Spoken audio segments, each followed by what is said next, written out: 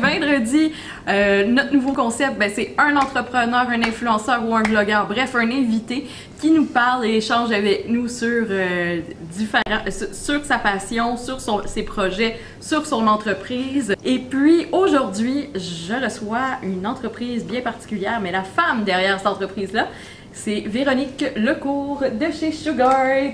Salut! Donc Sugart, c'est quoi exactement? C'est une entreprise, en fait, qui crée du bonheur sucré, tout simplement. Tantôt, on a ça, là, les arômes et tout. En fait, c'est ça. Je fais de la création de biscuits sur mesure, peu importe l'événement. Bon, que ce soit un événement corporatif, un mariage, peu importe, je m'adapte à tout. Je fais de l'impression comestible, puis dernièrement, j'ai lancé ma formation en ligne de biscuits décorés, que je donnais déjà physiquement, mais maintenant elle est accessible en ligne, et beaucoup plus complète que ce que je faisais physiquement. Mais je manque de temps, mais en même temps, ça serait une bonne solution. Oui, parce qu'en fait, tu peux l'écouter pendant, mettons, que tu prends ton bain.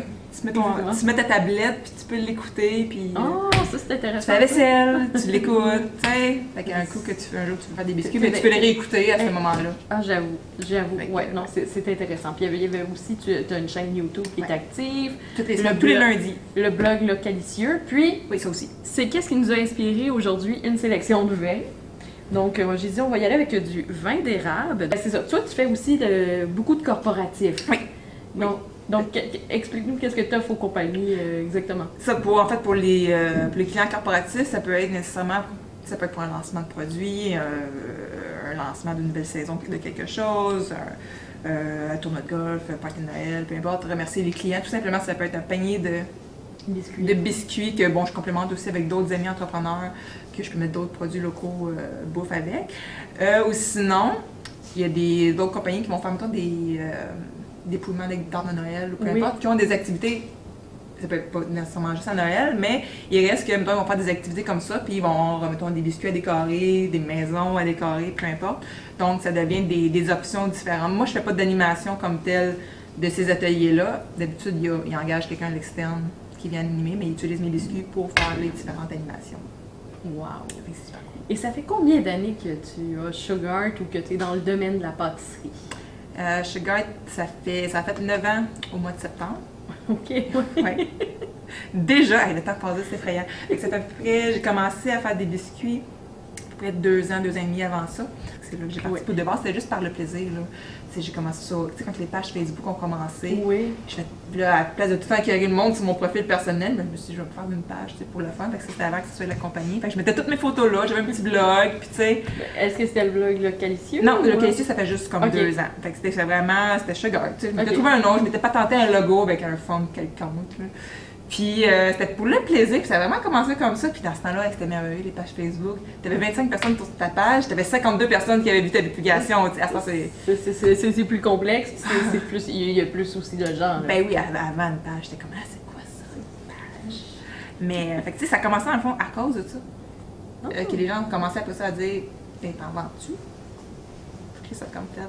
Ah, ouais, j'avais pas pensé que ce hobby-là pourrait devenir payant. C'est ça, que ça pouvait devenir une job. C'était pas dans cet objectif-là au départ. Fait que Naïma, elle a grandi là-dedans. Ah oui, elle est née là-dedans.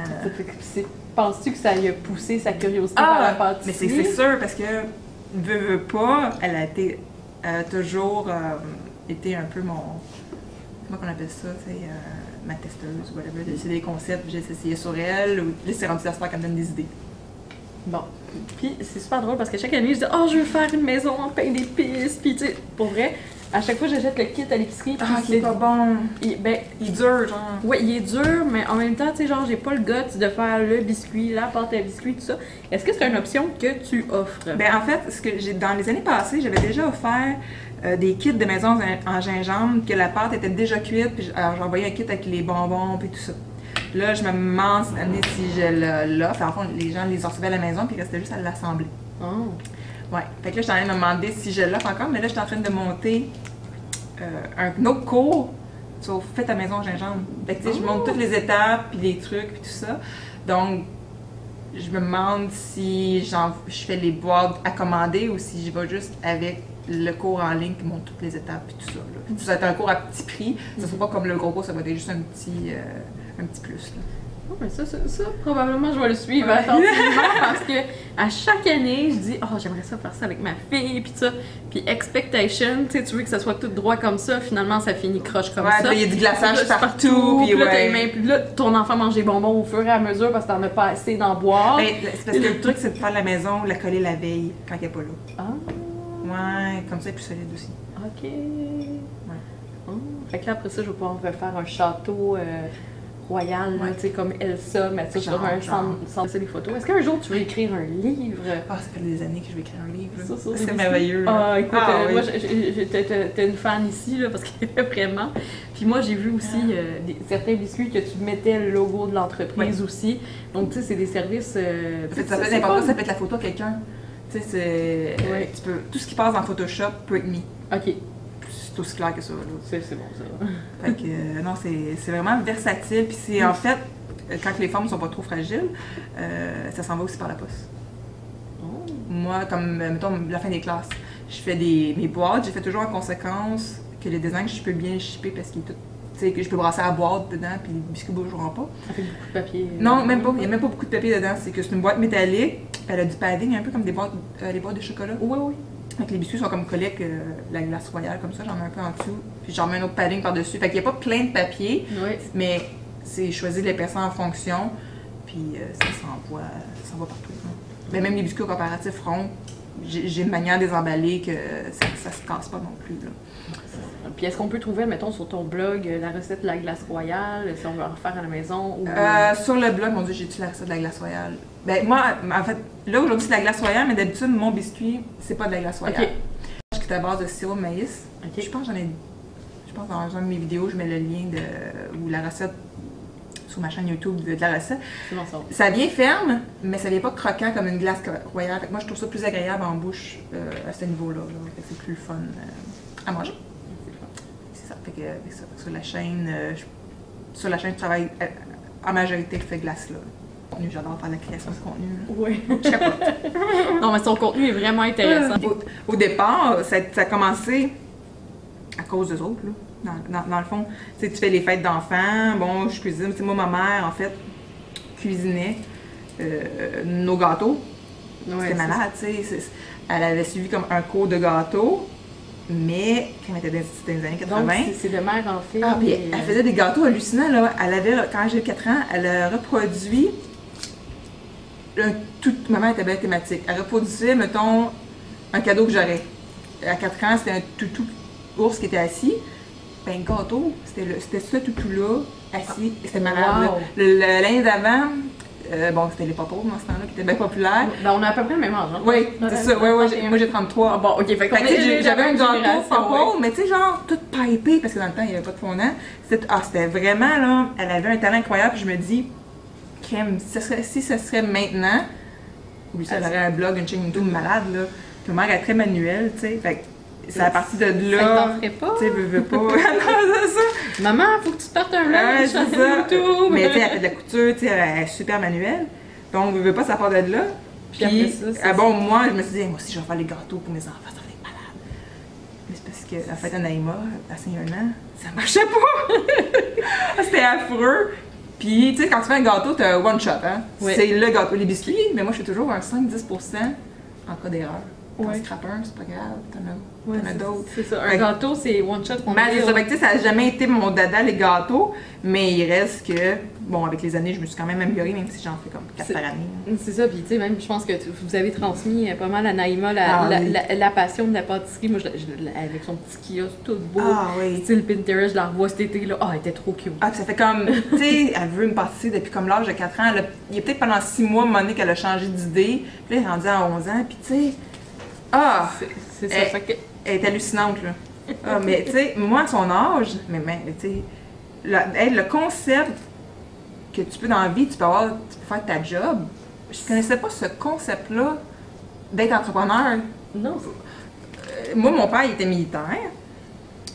Puis ma mère, bon, elle était mère à la maison, mais elle a aussi eu, bon, une garderie à la maison, elle a fait des contrats de couture, mais il reste que j'associais pas la possibilité de hey, je peux créer ma job dans la vie. J'avais pas de modèle autour de moi. J'avais une tante qui avait des garages propriétaires de garages Shell, mais il reste que je connaissais pas le terme entrepreneur. Puis, depuis que tu as découvert ça, est-ce que... Mais tu sais, même au départ, j'ai toujours eu le syndrome un peu de l'imposteur. Ça arrive beaucoup au Québec. Ah, tu sais, je me disais, non, pourquoi non? Tu sais, je ne suis pas une entrepreneur, je suis une fille qui a un hobby puis qui décide de faire un job avec. Mais, tu sais, dans les dernières années, là, je me suis dit, non, regarde, je vais. Voyons, je cherche le terme. Le propulser? Non, mais pas propulser, mais tu sais, genre que tu fais, ok, oui, je suis un entrepreneur, puis tu sais. Une affirmation. Ouais, c'est ça. Je me suis affirmée, puis oui, je me dis, pourquoi pas? C'est là que, bon, je me suis mis à développer plus ce que je voulais et tout ça. Il y a plein de monde autour de moi que je vois aller, que j'ai rencontré dans divers réseaux. Et surtout des réseaux au départ de mères en affaires. Oui. Parce que là. Est-ce que tu fais partie de ces groupes-là? Oui, ben, je fais partie du RMA, puis je vais t'expliquer OK. pourquoi j'ai décidé de le faire. Parce que là, 7-8 ans, il y a eu un premier réseau de mères en affaires qui n'existe plus présentement. Qui s'appelle les Mam Entrepreneurs. Oui. Bon, qui a duré juste quelques années. C'est 4 filles de Québec qui avaient parti ça. Puis moi, quand j'ai vu ça, bon, j'ai comme fait, OK, j'ai besoin de briser mon isolement que j'avais parce que...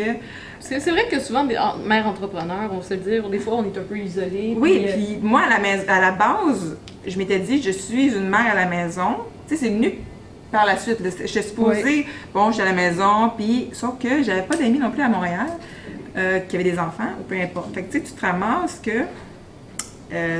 moi, j'ai eu ma fille, j'avais 21 ans.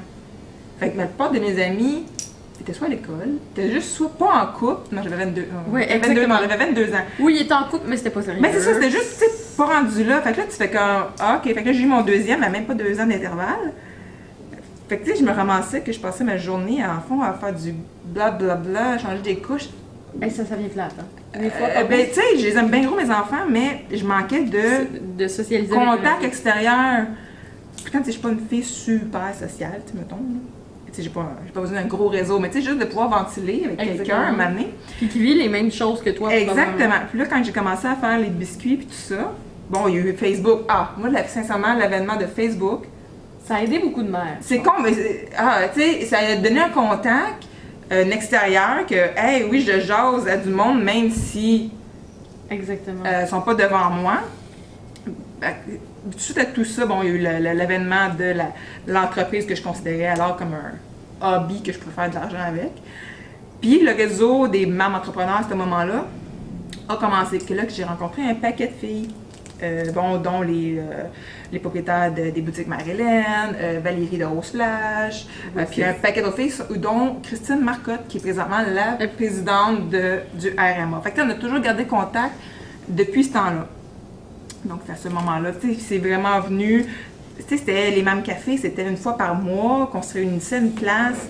Puis que oui, bon, jasais bébé, mais c'était pas ça l'objectif, c'est juste que au travers de ce qu'on apprenait ce soir-là ou qu'on échangeait, ben à un moment donné, tu pouvais ventiler, puis dire, OK, là, je peux continuer. Là, le bébé n'a pas fait sa nuit. Ben, c'est ça. Ben, exactement. Comment je fais pour concilier les deux, puis tout ça. Fait que, tu sais, j'ai bâti une boutique en ligne. Bon, l'entreprise, c'est en 2009. Puis la boutique en ligne, je l'ai lancée en 2011. Je n'ai jamais eu de point de vente physique de mes biscuits. Tu veux mes biscuits, tu les commandes en ligne via la boutique, tu les reçois chez vous à ton bureau. Tu sais, il n'y a pas de rencontre. Tu m'envoies le logo par courriel, machin, truc. Tu sais, il n'y a pas de boutique physique. Ben, c'est ça. Puis bon, quand j'étais allée au Sage, puis tout ça, puis j'exposais, c'était en 2010 que j'étais allée au Sage.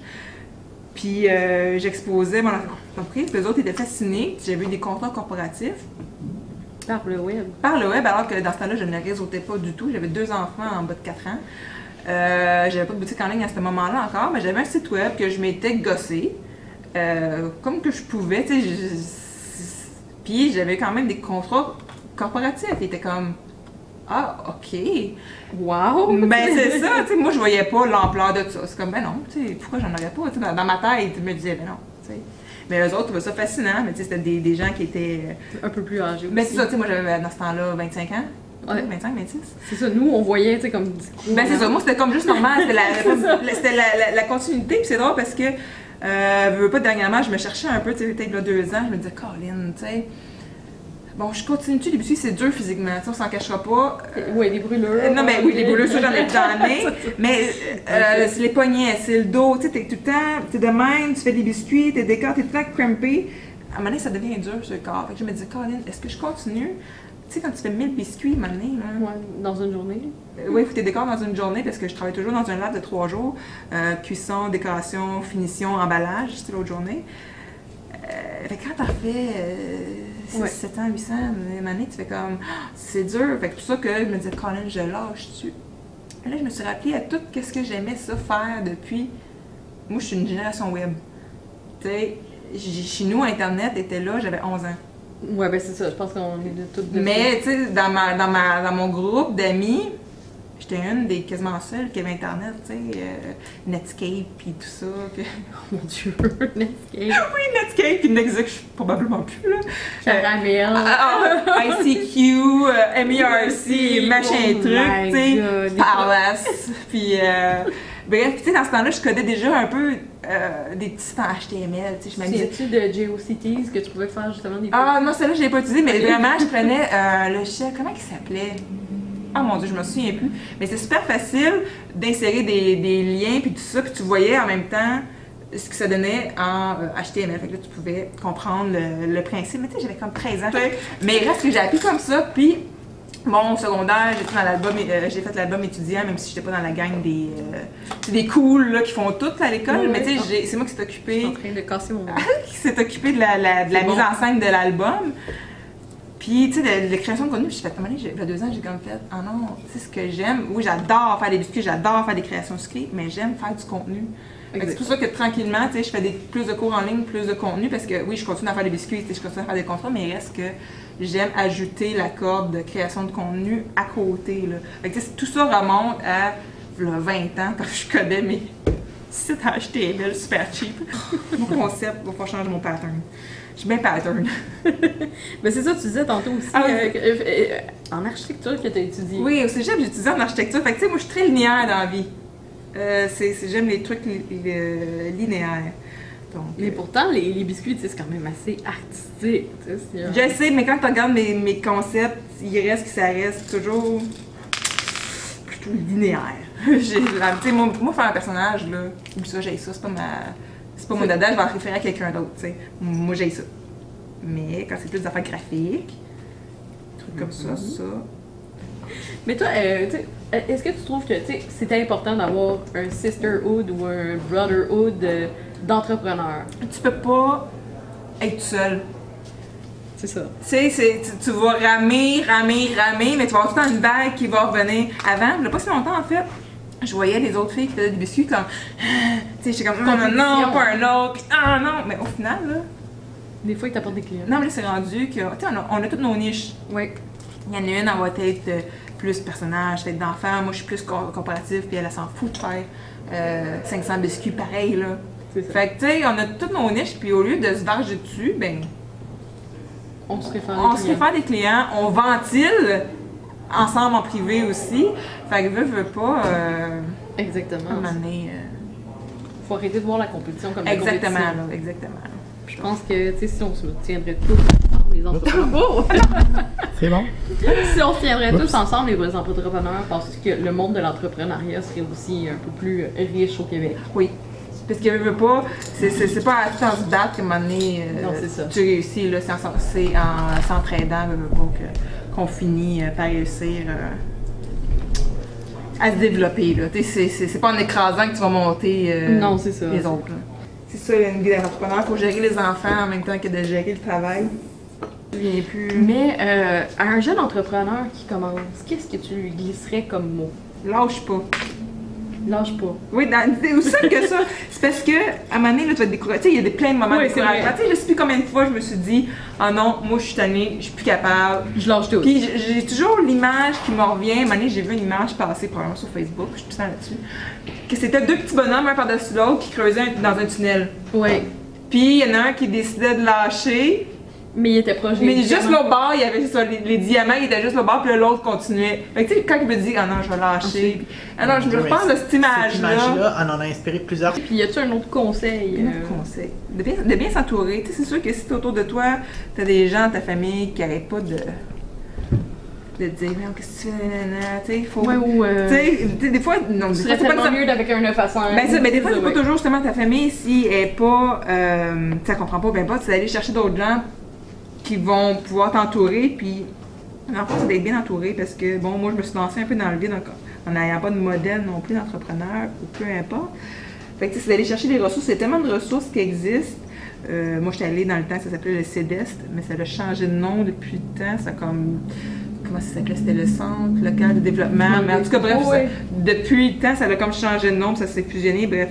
Mais il y a plein de ressources à Montréal pour les jeunes entrepreneurs, surtout en bas de 35 ans. Fait que c'est d'aller, de pas hésiter d'aller consulter ces ressources-là. Puis une dernière chose, c'est vu que tes enfants sont en train de se lancer les deux en entrepreneuriat, quel message que tu aimerais véhiculer vraiment à eux là? Oh mon Dieu. Que dans la vie, il n'y a pas juste un chemin qui mène à Rome. Tu sais, Ouais. Tu sais, bon, moi je fais des biscuits présentement, puis je suis pas passée par la pâtisserie. Tu sais, j'ai pas passé par un cours de pâtisserie. Fait que tu sais, il y a plein de chemins qui peuvent te mener à ta job, que ce soit du 9 à 5 ou d'être entrepreneur, parce que tu sais, je vise pas nécessairement qu'ils deviennent des entrepreneurs non plus, mais que si tu as un objectif, que tu as un rêve, ben, tu vas avoir plusieurs chemins possibles pour t'y rendre. Quelqu'un, ça va être un chemin, quelqu'un d'autre, ça va être un autre, puis toi, tu vas avoir ton chemin. Wow. En tout cas, ça a été une rencontre super inspirante. Merci Véronique. On peut suivre Véronique sur Localicieux ou encore Sugar. Les réseaux sociaux et tout de Véronique vont être ajoutés à la chaîne YouTube. Suivez-nous sur neomedia.ca et je vais le mettre aussi sur mon blog personnel, êtradius.com. Donc, je vous souhaite une bonne fin de journée et à bientôt.